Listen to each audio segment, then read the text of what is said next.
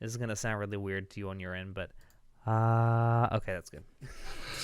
I thought for a second my audio levels were like out of sync, but no, they're not exactly equal, but they're close enough. I I don't mean, know. mine's actually out of sync, my audio levels, because of the sound mixer. It's extremely sensitive. I know it is.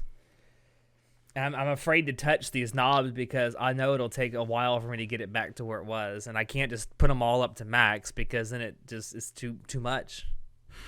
It's too much, man. All right, cannot take it, Captain.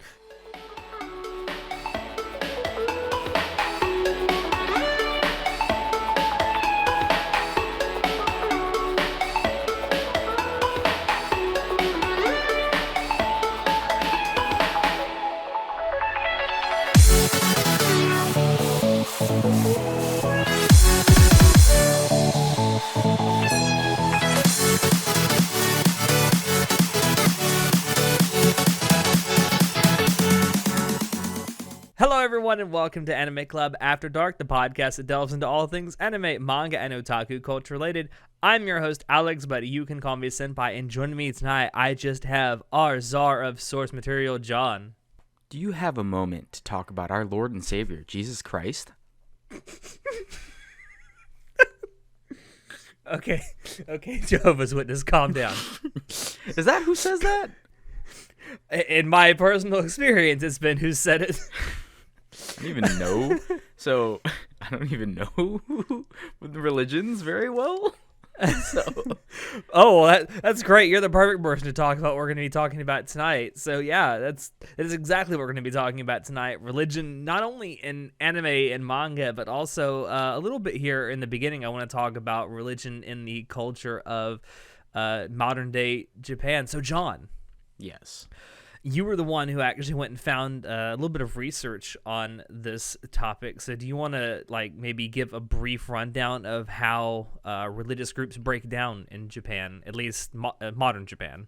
So basically it's about 70% Buddhism, 70% Shinto, and 7% other. And you may be wondering, John, do you not know how to do math? That's way over 100%. And you're right. Me no math good. Me no good mathing. Okay? You can quote me on that, guys. I may know a lot of things, but I don't know math. We, after some research, and looking at research papers and studies, and what the fuck consensus is that were done in Japan, these are just the answers that they gave us. I personally believe the reason why, 70% Buddhist, 70% Shinto is because there's a mix of people who believe in Buddhism and Shintoism. Budos.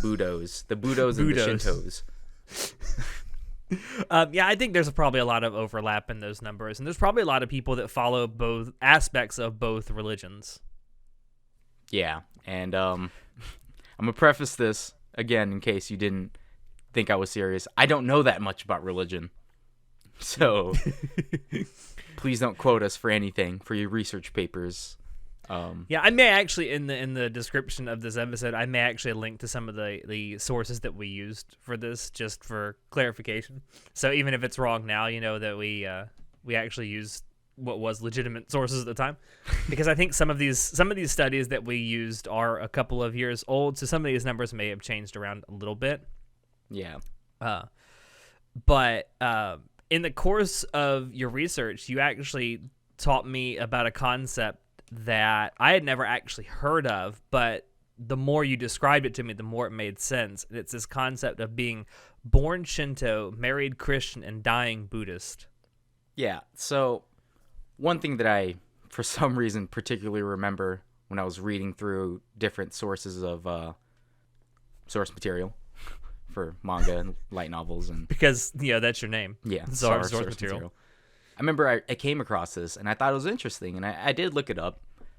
So basically, the saying in Japan is you're born Shinto, you get married Christian, and you die Buddhist. And the reason for that is because when you're born as a baby, you do Shinto rites, and they do a lot of Shinto religion related things.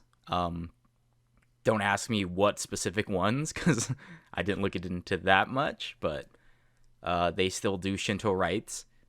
And normally when people get married in Japan, they don't do traditional Japanese weddings. They do Christian weddings with a chapel and a wedding gown. And Christianity is only like, what, less than 2 or 3%? Yeah, there's about maybe 2 million people in the entirety of Japan that say that they identify as some denomination of Christian, and I believe most of those, like 80% or so, are Catholics. Yeah, so it's not very widespread. And when you die, they go to the Buddhist temple and they do the Buddhist rites for like how to handle funerals. And you see that a lot in anime too, with the whole like they got the monks that came over and they have the little picture and they have the little offering bell, and then when they have the altar for like people who have passed away, that's all Buddhist. So isn't I may be wrong about this, but isn't the pouring water on a headstone, isn't that a Buddhist tradition too, for someone who's died, or is that a Shinto thing? I don't know. I don't know. I just know it's something I see in anime a lot.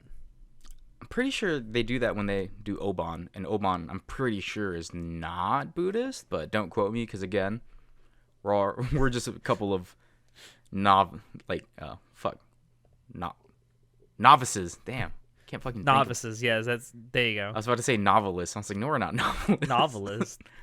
We're novices when it comes to this topic. So I mean, maybe one day we'll be novelists. Yeah, I don't think so. I think that concept is really like unique, I would say, maybe in Japanese culture. Maybe it's also in other Asian cultures as well. Maybe it's in like South Korean culture as well. I don't know. But you see a lot of Christian symbology in like everyday life in Japanese culture, though. Which is true. A couple things I want to talk about before we talk about anime is how Japan treats religion in their own society. So, according to this study, about a third of the people in Japan are actually religious, so 70% don't actually identify with a religion, which is super crazy, because when you think about it, like, at least here in America, we just went above, I think it was like 40% agnostic, where we don't believe in anything. And it's a crazy concept, because it's almost double that number that the citizens in Japan don't believe. And it's like, wow. Living here in America, Christianity is super big. Yeah, especially the further south you go. Yeah, especially. Go down to the Bible Belt. Down here where I live, Jesus Christ is big here. Yeah. Well, he's our Lord and Savior. So, and I wanted to bring up these statistics before we talk about the anime, because it's just something that's interesting. In their own society, they aren't very religious, but they still celebrate a lot of religious holidays. Like, I know with Shinto religion and Buddhism, they celebrate like at New Year's with the eagle and the eggplant. They have traditional foods that they eat. They still celebrate things like Obon, which is, whether it's Shinto or Buddhist, I don't know, but these are like overtly religious events that they still do. They also celebrate Tanabata. Haruhi taught me that. Tanabata? Yeah. Oh, is that the bamboo thing, the wishing thing? Yes. Yeah, you do that in the summer, I believe. I learned that from Haruhi. I've never forgotten it. And then, and it's not limited to just the religions that are primarily in Japan that apparently some people identify with. They also celebrate Western holidays, primarily Christmas and Valentine's Day. Now, although Halloween is getting a kind of a surgence recently as well. Yeah, so it's weird that for Christmas, for example, less than 3% of the population in Japan are actually Christian, yet a lot of people celebrate Christmas. We see it in so much anime, right? Mm-hmm. I mean, there are anime that have actual Christmas episodes. I mean, like one of the most famous is the K-On! Christmas episode, which is cute as fuck. Yeah, and it's just super crazy, because when I think of like, when we talk about like slice of life animes, we usually see a Christmas episode. Yeah, and it's pretty cool, like that's something that the Japanese people really like doing. They really like celebrating other cultures, but they don't have to be like super into it. Like they don't have to be Christian to do Christmas, which is great. You know, that's a cool thing. They've kind of taken the culture and changed it. You know, changed it to their own, where it's mainly about fried chicken, About cake. KFC. It is. There's a funny story about that too. A lot of people should probably know this one, but if you want the Christmas set for chicken, you have to order it like a month in advance because it's so popular in demand for getting fried chicken for Christmas. That's such a just a thing. foreign concept to people here in America that you have to be put on a waiting list for a bucket of chicken. I know. Well, it's because, you know, here we normally can just go to the store and what do we have for Christmas? We have ham. You know, there's not really a Christmas turkey, but we do ham. That's all I know, quite honestly, because all we do at my house is ham. I mean, here in the South where I live, it's a lot about like root vegetables. We have a lot of potatoes, greens, carrots. Yeah. So it is kind of bizarre that, but again, it's because they don't generally consume that much meat in Japan. It's another thing about their society if you didn't know. They eat a lot of Fish. vegetables and fish, but not like chicken or beef or pork. Recently, in recent years, they have started eating more. The world in general has started eating more meat, thanks to America being America.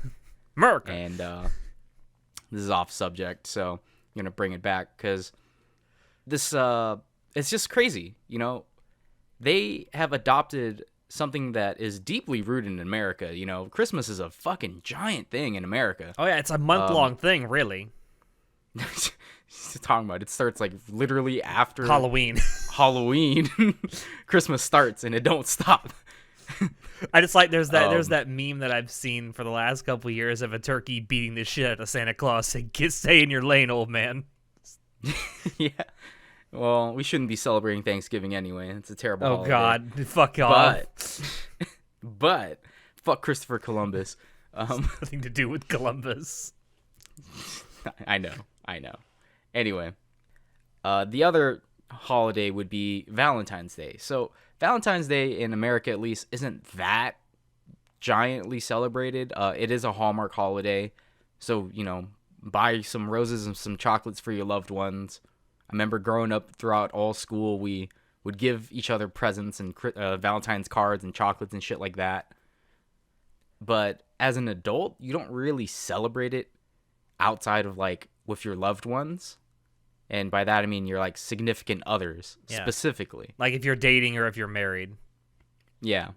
Like I remember back even in high school, for example, in college, like you didn't really give your friends friend chocolates like they do in Japan. And it's funny how they adopted Valentine's Day as well. So we see a lot of Valentine's episodes, right? Where on Valentine's Day, the girl needs to give the guy his present. And it can either be obligatory gift, present, or it could be like, if you make it homemade, it means I love you. And it's a huge trope. But it's also interesting to see, like, that's how Japan thinks it works, you know? Like, they have adopted it to their own culture. It's very interesting. They've also turned it into like two separate days as well because they celebrate Valentine's Day, but then a month later, they also celebrate White Day, which is basically the opposite, where it's the men that give they reciprocate and give the women that gave them gifts of their own. Yeah, and it's super cool that they adopted that and made it their own thing. And I think it's actually pretty awesome that the guys reciprocate, and they can use that as like a function of like, all right, so you gave me handmade chocolates, but I returned to you an obligatory gift.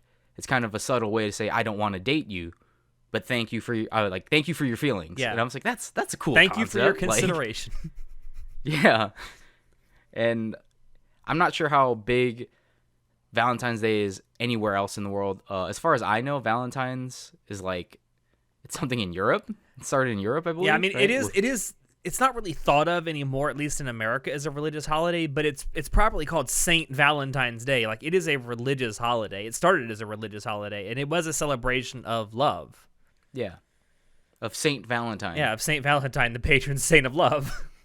Yeah.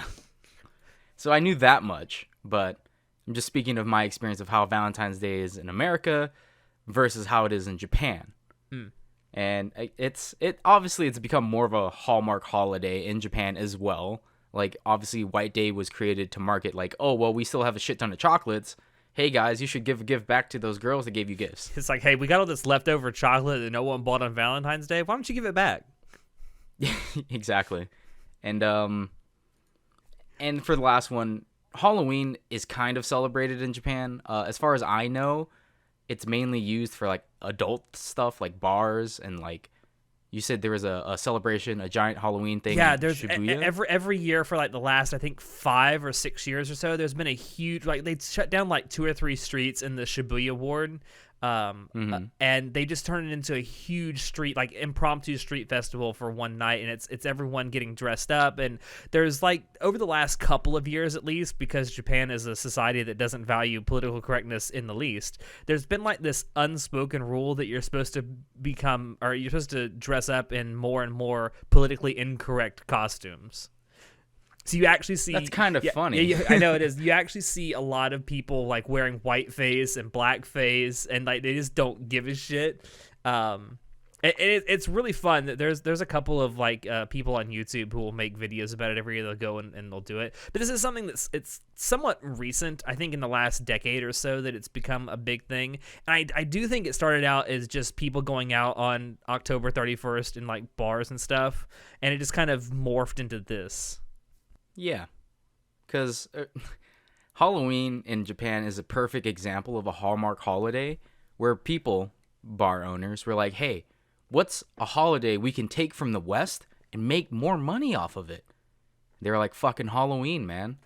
And I know that in the 90s, Halloween was basically like, it didn't exist. Like, yeah. The Westerners who moved to Japan, there's no Halloween. The concept of it does not exist, not even a hint of it. And nowadays, like, here we are almost in 2020, they're just starting to actually celebrate it, but they still don't celebrate it like we do in the West. Like, for Hallows Eve, we have giant fucking rager parties, you get drunk, you dress up in slutty cat outfits or whatever, and, you just do the American shit. Get drunk, eat fucking candy, and have house parties, right? Yeah, watch scary pretty movies. much. I mean, as an adult, that's pretty much what Halloween is. As a kid, it means, oh my god, so much candy, I'm gonna barf. Yeah, and it's just interesting to see. These are like the 3 that I could find of the major Western holidays that are celebrated in Japan.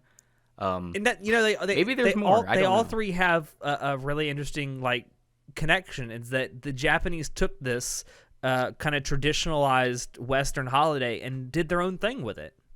Like with Christmas, they did the whole thing with KFC, and it's kind of a day to get together with friends and family and just eat a bunch of chicken. With Valentine's Day, they kind of do the same thing, but then they added White Day, where it's the guys get to reciprocate to the girls that did something nice for them, which we don't really have in the West. And then with Halloween, it's like they've turned it into let's be as politically incorrect as we can. Let's just throw a huge fucking rager like the Americans and shut down like 3 fucking streets in one of the busiest wards in Tokyo.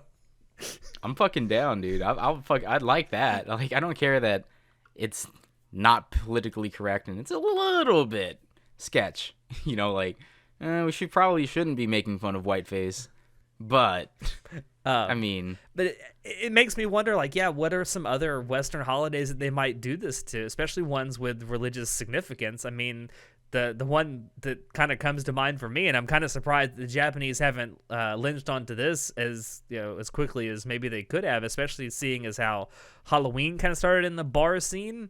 I'm thinking like St. Patrick's Day is a pretty big drinking holiday. Yeah, maybe they do that, but I don't know. If they do, I haven't heard of it. I've never seen an anime episode about any of that. No, I mean, and there's like maybe 2 or 3 Irish characters in anime total, so yeah, because the only Western characters that exist in anime are people from America or people from England. Yeah, or France. There is a couple of French characters. Yeah, it's not very often we see them. Yeah, I mean, that's something that's cool, where they kind of took something from other religions, Western religions, specifically Christianity, and incorporated it into their own society, and it's not really thought of as religious in their society, but yet it is taken from some things that are very religious in ours. Exactly. And this brings me thank you for bearing with us, ladies and gentlemen. This brings us to our main topic of tonight. Japanese works incorporating aspects of foreign religions. So, basically, why is your god in my anime? My god's better than Why? your god. Why do the Japanese people or Japanese works, animation works, have such a huge fucking boner for Western religion? I have a theory. There's a question I ask myself all the time, especially like with this current season, Fire Force, for example. With the whole the nuns, the sisters, Yeah. the Latom. I'm like, Latom. this is very, very Christian. Like, it's very religious. I went and looked it up, and And- I can't remember what it actually means, but I know Latom is Hungarian for something. I think it means like blessed or something like that. Oh, that the religion that they use in Fire Force is actually a real religion? No, the word Latom. It's something in Oh. Hungarian. I can't remember exactly what it translates to, but it's something like blessed or like worship, something like that. But, so, my point of bringing this up is we see a lot of, specifically in Western society, Christian symbology in Japanese animes. When you think of, like, any of the fantasy ones, there's always a church, there's always sisters, there's always priests, and it's like, yeah, when you think of fantasy, like medieval fantasy, you do think of medieval England, right? Medieval Europe. And that's kind of the easiest image it comes up with. But it's funny enough that in these works, they don't actually explicitly state that they're Christian. They don't use crosses very often. Or if they do use any religious symbology, it is maybe a cross that they wear. But for the most part, they don't explicitly state that there's a religion.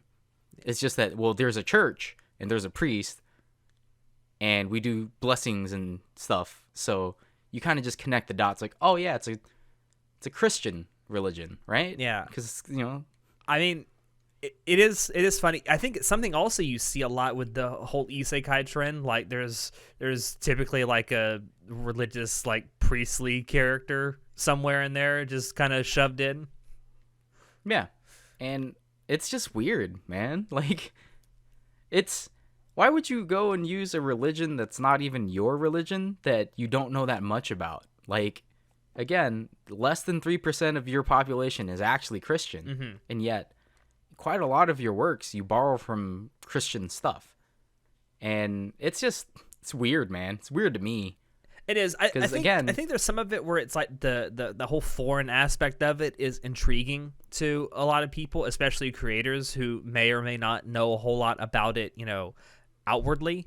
Yeah. So it's like, what's this really like foreign sounding or foreign looking thing that I can put in this to make it seem that much more edgy or cool?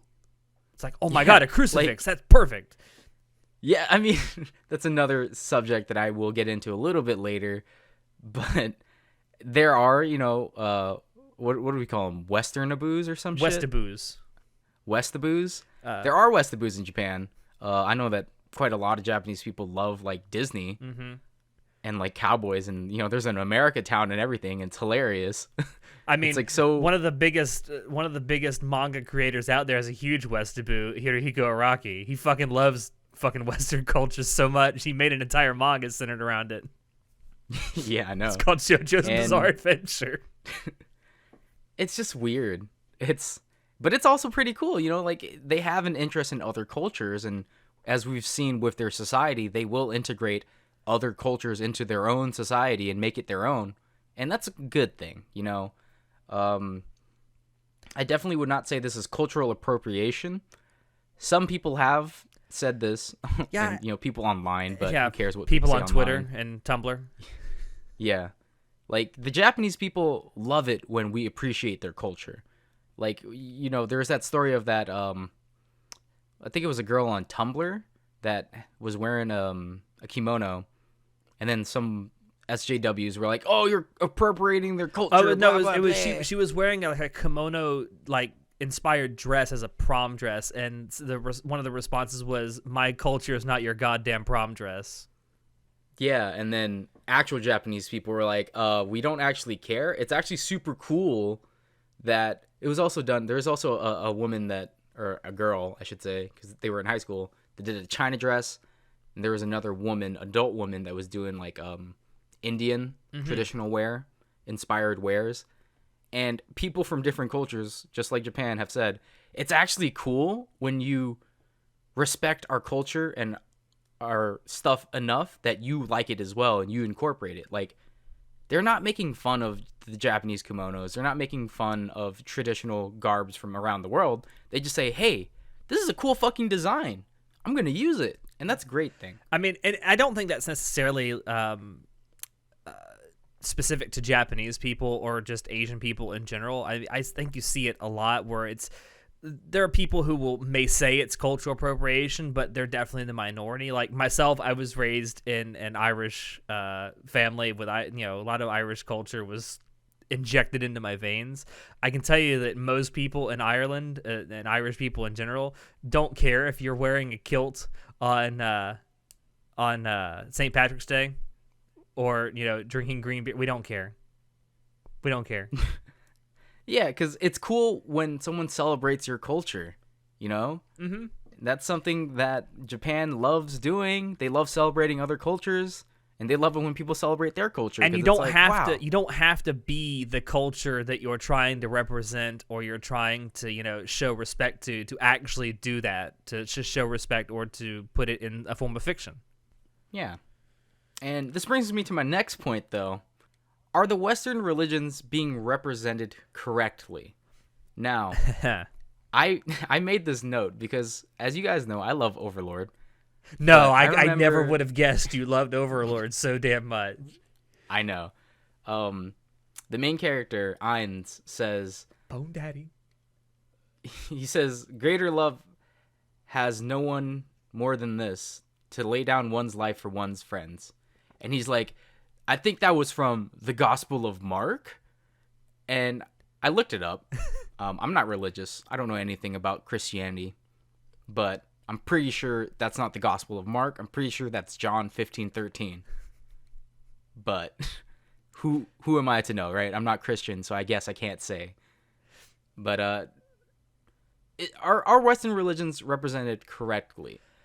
I would say it's 50-50. Well, what I think about it is that, like we were saying, there's a lot of people in Japan who do have boners for religion, and they're like, oh, it's just super cool and edgy if I include something Christian-like. Obviously, like if I quote Corinthians or something, or read some Psalms when I'm about to execute a fucking vampire.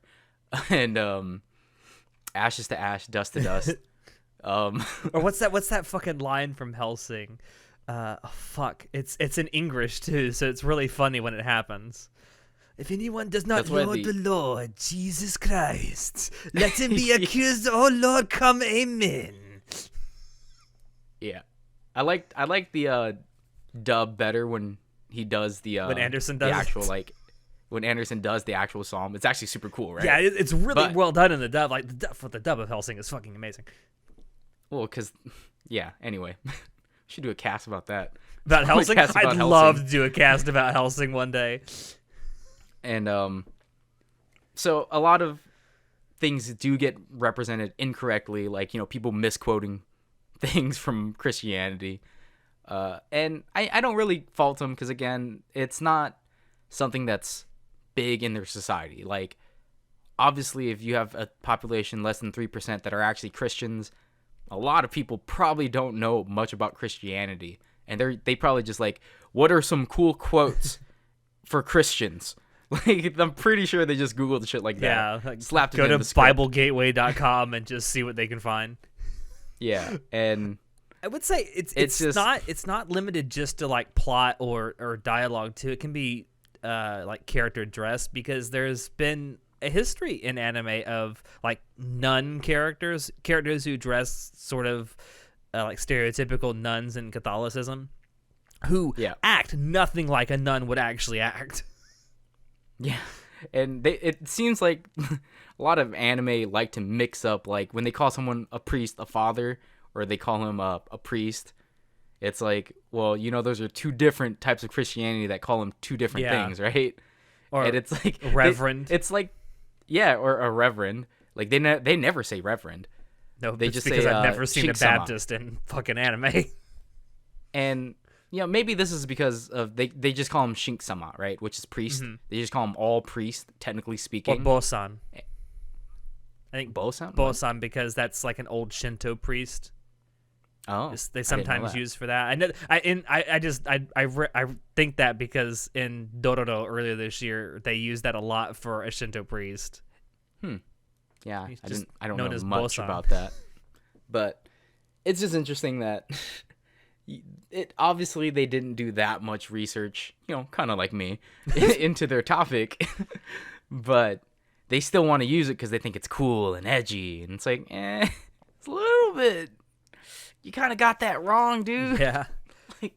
like the thing I love. So one of my an early anime that I watched was Chrono Trigger, which is a fucking amazing anime, which everyone should go. Or not? Was it Chrono? No, Chrono Crusade. I don't know. Chrono Crusade. Chrono Crusade. Yeah, Chrono Trigger's a game. Because Chrono yeah, that's what Trigger's a game.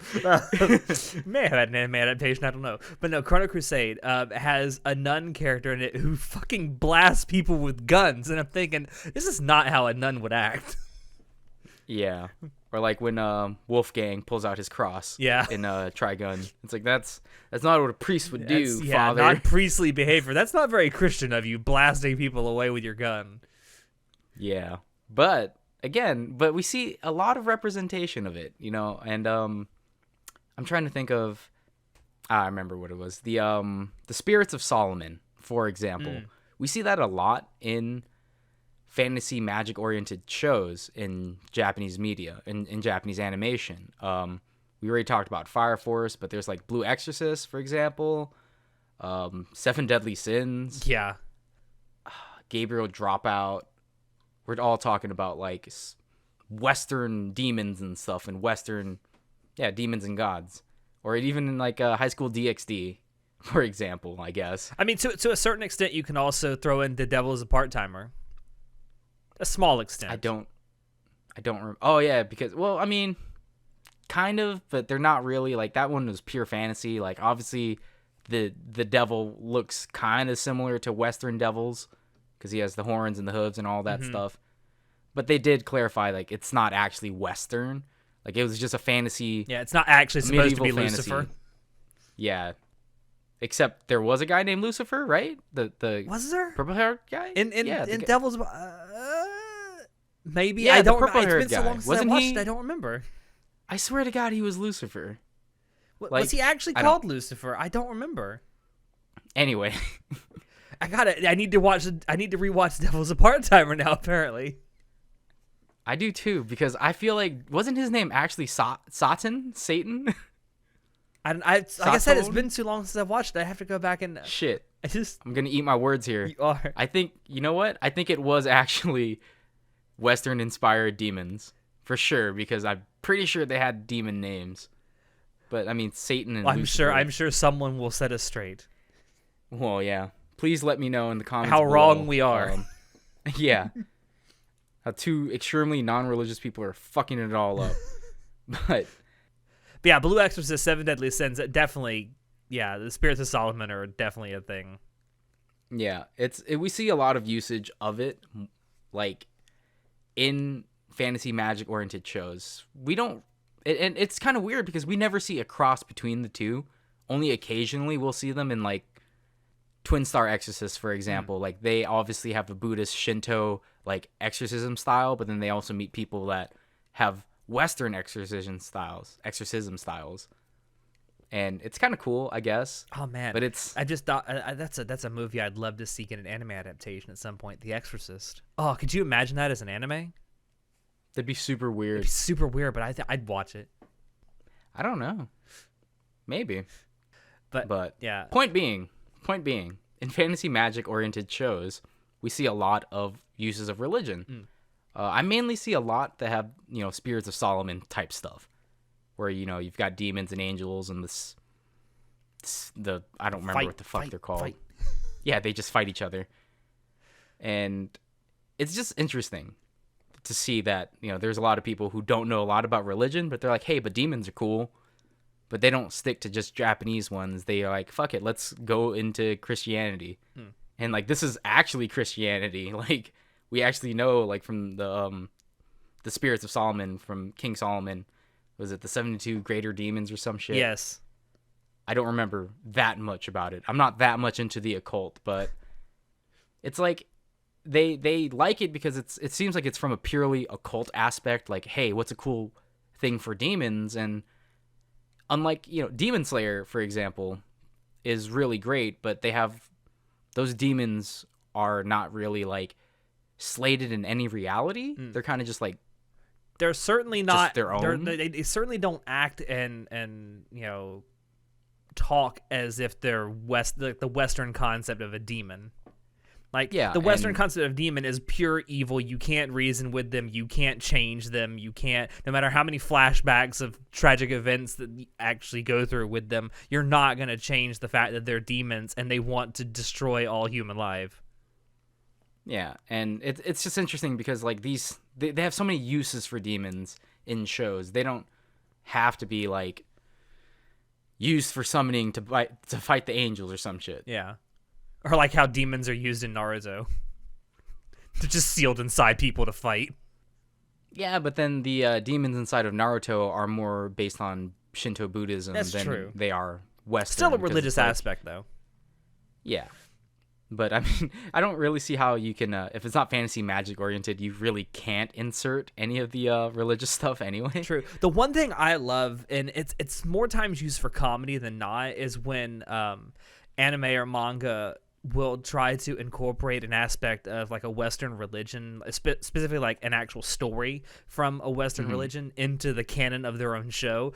Probably the best example of this, even though it wasn't meant to be comedy, it's really funny in hindsight, is how Beyblade actually took the story of Moses parting the Red Sea and incorporated it into its own lore. Yeah, I remember that. And Moses parted the Red Sea with a Beyblade. With his fucking Beyblade!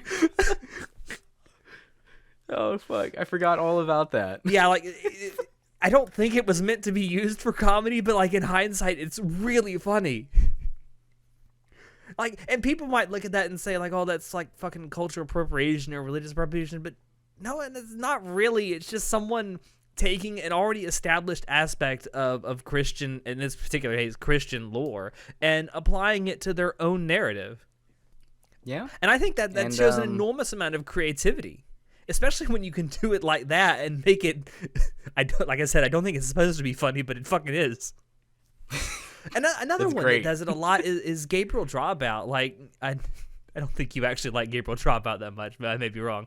But the way it very playfully incorporates Christian Apocrypha into its story is just really funny. Yeah, I mean... I don't like Gabriel Dropout because I don't like Gabriel. She sucks. She's kind of a shitlord. I like Satania. Satania's Best a girl. lovable idiot. No bully, please. No, please, no bully, Satania. But yeah, I mean, it's really cool. They have the names of the angels, and they each have an aspect of the angel in their personality, which is cool. Except Gabriel. She's not much of an angel. No, she's kind of a shit angel. Another one is that the manga Saint Young Men, which takes Jesus and Buddha and makes them roommates, and it just basically takes the established like personality of these two, I guess depending on how you look at it, demigods, and like just has fun with it. And there's a lot of people who would maybe, like, especially very religious people, who would look at that and be offended by it. I'm like, why? Just enjoy it for what it is. It's taking something that you happen to really like and having fun with it. There's nothing wrong with that. I mean, so I'm pretty sure that got an anime. It got an OVA. An OVA. And I All right, believe so I'm pretty sure... movie of some description. Oh, it actually got an OVA and a movie? No way. It got I know that for a fact there was a 2-episode OVA. And yeah, there was a movie back in 2013. It's like an hour-and-a-half long movie. I don't know if it was just a movie-fied version of the OVAs. I don't know. I don't know. But I do know that I personally think the Saint Young Men, or whatever the fuck it was called, is... It's obviously supposed to just poke fun of religion. Mm-hmm. Like, it's not really... I don't think it's that great of a comedy either, because it's it's poking fun of religion. Like, I get it. If you don't like a religion or you think there are some funny aspects of religion, you're entitled to your opinion. But you creating content based solely around making fun of the aspects of these religions' deities, basically their gods or their representatives, it doesn't make for great comedy, in my opinion. Like, in a different aspect, like in Bakuan, when we see Harley Davidson, we see Harley Davidson, and it's literally just Jesus. That's like the funniest thing in the world to me. And they don't make fun of, religion like that. It's obviously just a reference to Americans who love Harleys and they love Jesus, right? So they are kind of poking fun of the American populace. It's kind of a statement on how some Americans literally deify Harley Davidson. There's also that. I mean, brand loyalty is a thing, but the way that they incorporated Jesus to be Harley Davidson in Bakuan, I thought was a fine way to incorporate the religion, because it says quite a lot about American culture, but it wasn't anything negative, and they obviously weren't trying to poke fun of us. Yeah, it's not like it's saying, "Hey, you're really stupid if you think this is really Jesus." Yeah, but then when in Saint Young Men, it's done for shock value for sure. I'm not sure if it's shock value. I think someone thought it was a funny joke in their head, and for some reason other people thought, hey, this is kind of funny. I mean, but maybe. It's just not funny to me. So maybe, I'm obviously biased because I don't think it's good. So I can't see the good aspects of it. So you mentioned the 7 deadly sins also. I thought that's a deeply rooted concept in Christianity, the 7 deadly sins. I mean, it's also not the first time that it's been done in anime or manga. I mean, you think back to Full Metal Alchemist, which utilized the 7 deadly sins as actual character archetypes. And that was a great representation. Like, the whole entire thing about alchemy and the Philosopher's Stone, which is rooted. A sin in Christianity. It is, but that's deeply rooted in the medieval ages. Like, the entire plot line takes place in Europe. It's not Japan. Yeah, Full Metal Alchemist is not in. It's not in Japan. They're blondes. Yeah, They're literally the creator of Full Metal Alchemist has literally said that the characters are meant to be Aryans. Yeah, they're Germans. Yes. Like in the movie after Full Metal Alchemist, they were in Nazi Germany. They were literally in Nazi Germany. Yeah, exactly. And so that, to me, it's fine because, they're not, that the entire plot line takes place in Christianity, right? Like the entire lore of the Alchemist Stone and all that stuff. This takes place in Western culture, and that's why it was cool. It was used greatly, or it was used very well. Yeah. I just thought the idea of using this very Christian concept and then dividing that up into actual character archetypes like wrath, like gluttony, lust, greed, I thought it was just brilliant. Yeah. And I mean, they kind of do that with the 7 deadly sins too, except it not to anywhere near as deep a degree. Yeah. I mean, so I feel like, so in Full Metal Alchemist, like obviously when we have the 7 deadly sins, it's for the main character to fight against the sins, right? The sins of man. And that makes a great story because, it's a religious story. Yeah. It's man fighting against the 7 deadly sins. It's quite literally, figuratively, like the Bible, right? And the irony of it all is he's using something that if he were actually a Christian would get him sent to hell. Exactly. He made a deal with the devil, but he did that the minute he tried to fucking bring back their mom. But anyway. Spoiler alert, it doesn't work. Yeah. If you've seen the first 15 minutes of Full Metal Alchemist, it's not a really spoiler. But in 7 Deadly Sins, I feel like the creator of 7 Deadly Sins just was like, hey, what would be a cool aspect if we had the 7 Deadly Sins but represented by characters?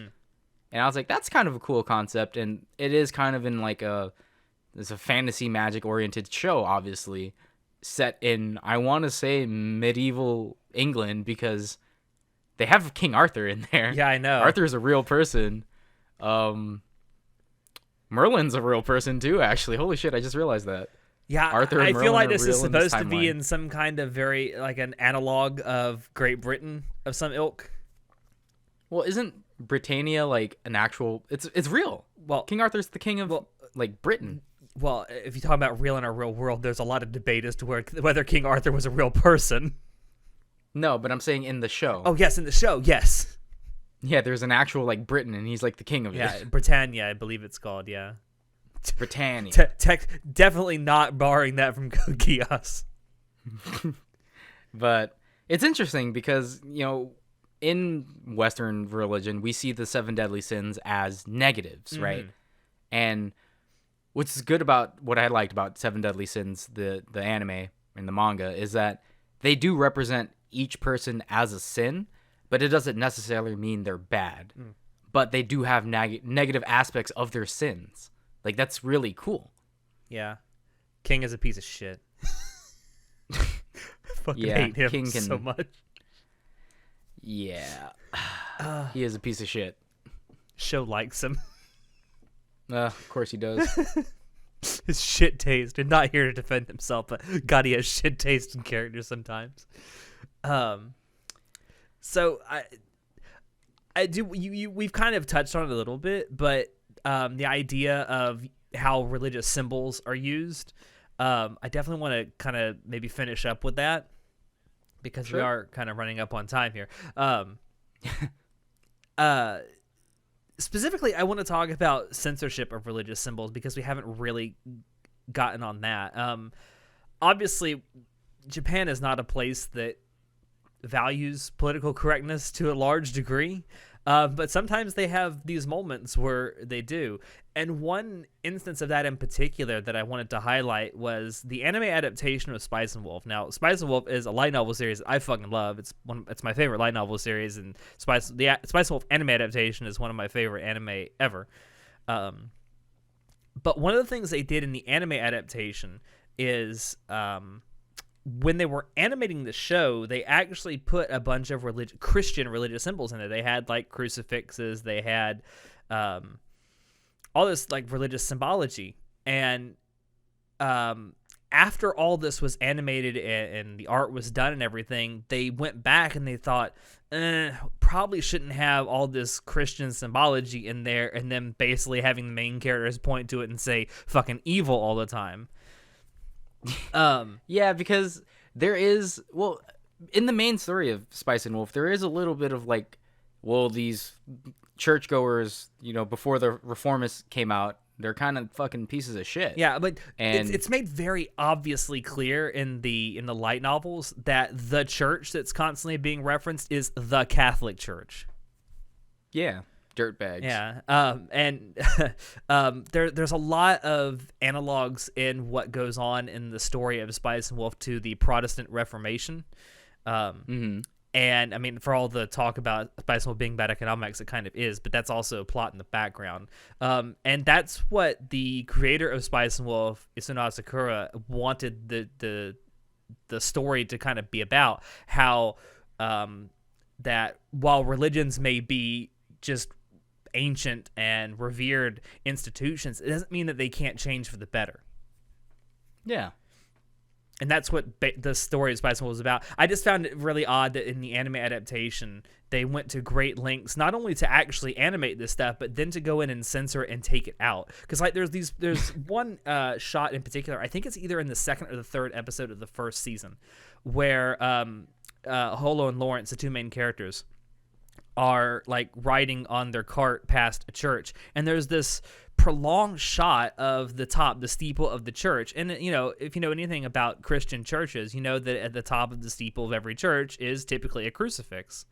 And originally there was a crucifix there, but there's like this sustained 5 to 10 second shot at the end of this episode where you can tell there's supposed to be something there, but there's just not, and it looks so weird to have it hanging on the roof of this church. That's how this fucking episode ends. Yeah, it's weird to... Obviously, that's supposed to be an establishing shot of, like, oh, look at the religion.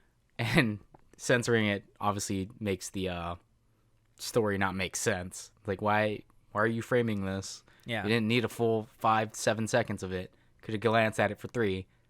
But, yeah, I think Spice and Wolf is a great parable for the aspect of ancient religion not being able to change, and how change sometimes is good, because, that's basically what it's about for Holo. And I think that the author it's set in that time very deliberately. I think that this is history. This actually happened before the reformists were like, before Martin Luther gave you 94 reasons or 93 reasons why. 73. So I don't remember the number. 73 but theses. The 73 reasons why, your fucking religion sucks. We out. Peace. And I had no idea that Martin Luther was hanging around with a half-wolf deity. I did not know that was a true aspect of this whole story.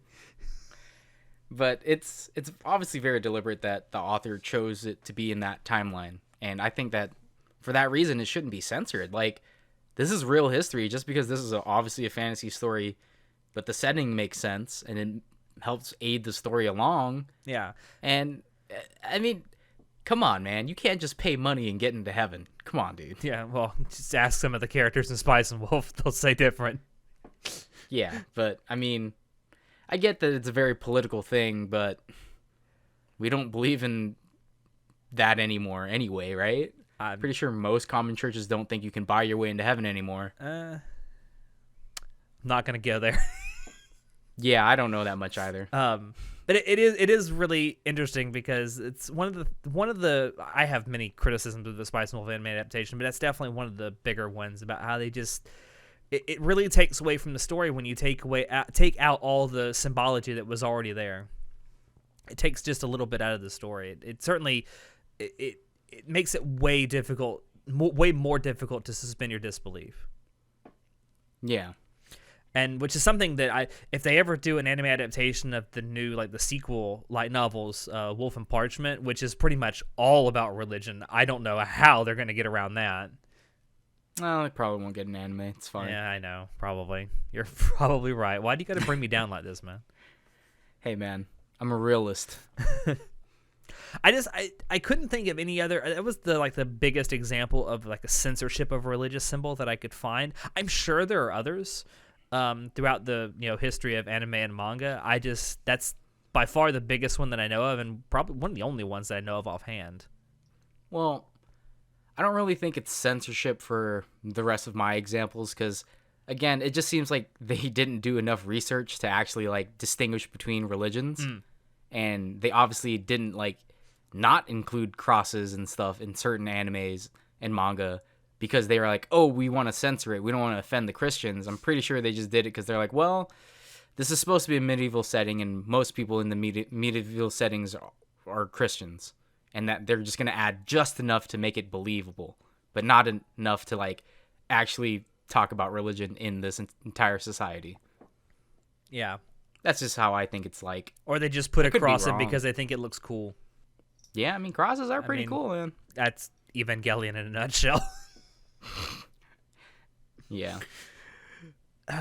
Yeah, it's religion and anime. You know what? I thought this was going to be a much more divisive topic, but it wasn't. Although it hasn't gone out yet. We'll see how that goes. I could be putting the cart before the horse. I'm pretty sure. I think it was Sho that wanted to do this topic. I think he just wanted to talk about the cool ass clothes that they use in Fire Force. Yeah. I think actually a lot of this came from us talking about Fire Force and the aesthetics of Fire Force. Oh yeah, it's very pleasing, and it has the whole Vatican look. And yes, Maki is very aesthetically pleasing.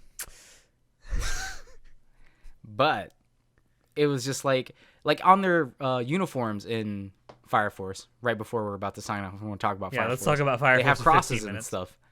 Yeah, no, I'm not going to talk about it for 15.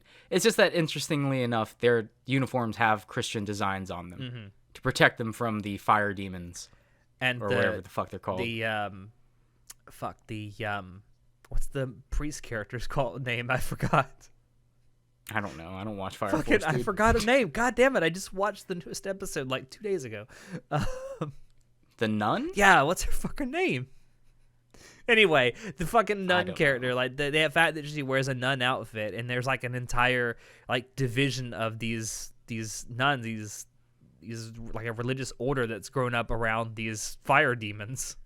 Yeah, it's very interesting. It's another it's somewhat of an aesthetic aspect, but it also works its way into being a narrative aspect, which it's really cool. If only the story were better. Yeah. But anyway, thank you all out there for dropping in to listen to us. We hope you enjoyed it because we sure enjoyed bringing this to you. If you want to check out previous episodes of the podcast, you can find us on YouTube, SoundCloud, iTunes, and Spotify. If you want to keep up with what we're doing, you can join us on Discord, Facebook, Twitter, or our website. Shoot us an email if you have any questions or if you have ideas for topics you'd like for us to talk about in the future. Links to all these things will be down below in the description. As always, I have been your host, Alex, and I will see you next time. Say goodnight, John. 7 apples on a witch's tree. With seven seeds to plant inside of me. In springtime I grew a magic song. Skipping along. I sang the song to everyone. That song was written by a woman high on ecstasy. Still a good song. It is. Good night. Good night. Come on.